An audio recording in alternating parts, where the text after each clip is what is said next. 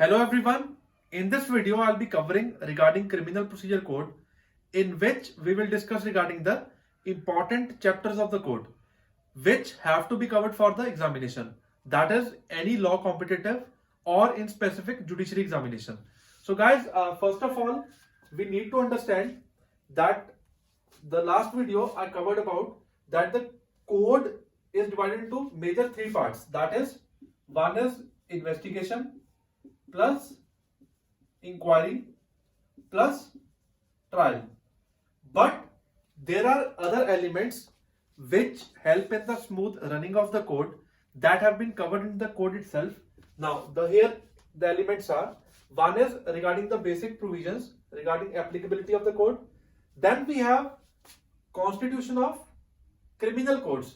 That means whenever we talk about the codes of judicial magistrate, either it's judicial magistrate first class or judicial magistrates or executive magistrates, then code of session, all this content is covered under the constitution of criminal codes and how they derive their power.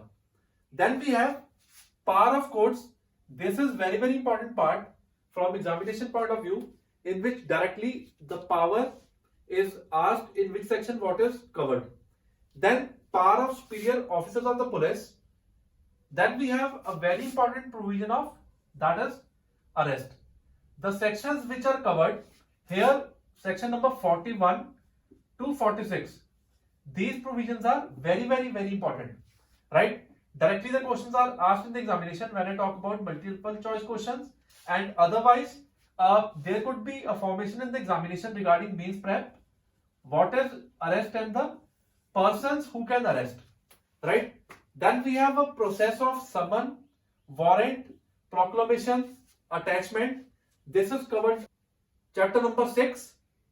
Then this is also important provision from multiple choice questions: security for keeping the peace, order for maintenance in case of mains examination.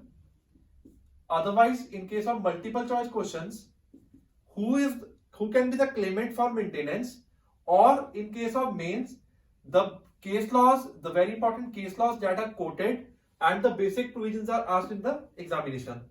Then preventive action of police. This is to be read along with constitution, right?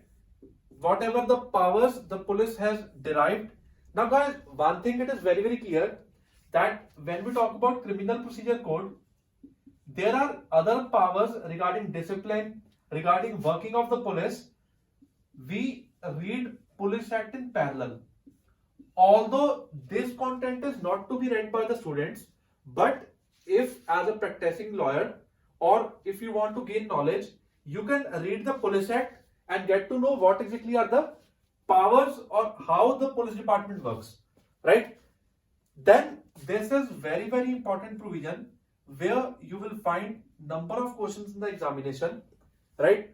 Now there are very important sections like 154. Usually people call it as FIR, but the word FIR is not used here. It is used under section 207. The other important provision is 155. 154 deals with cognizable offences. 155 deals with non-cognizable offences. Then we have 156 for investigation. 157 is for occurrence report. Apart from it, now three sections that are very important and to be covered for prelims plus mains also. That is regarding witnesses, right? First section talks about calling of witnesses, then examination, then value of such statement, right? 164 regarding confession and statements, it's very important. 167 deals with remand, and then we have diary and police report, right? So this particular content has to be covered word by word, and it is important for prelims plus mains also. Regarding the jurisdiction clause, that whenever an offense is committed, where it will be tried, that means which particular magistrate or court has the jurisdiction. These provisions are covered under section 177 to 189.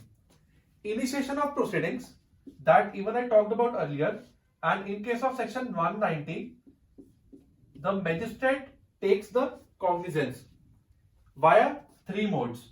That could be police report, complaint, or suo motu, and it is subject to provisions of 195 to 199.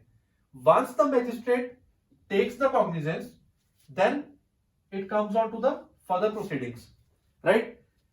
Now, here I talked about, if I talk about the three provisions by which magistrate takes cognizance, one was police report, that is 173 of CRPC.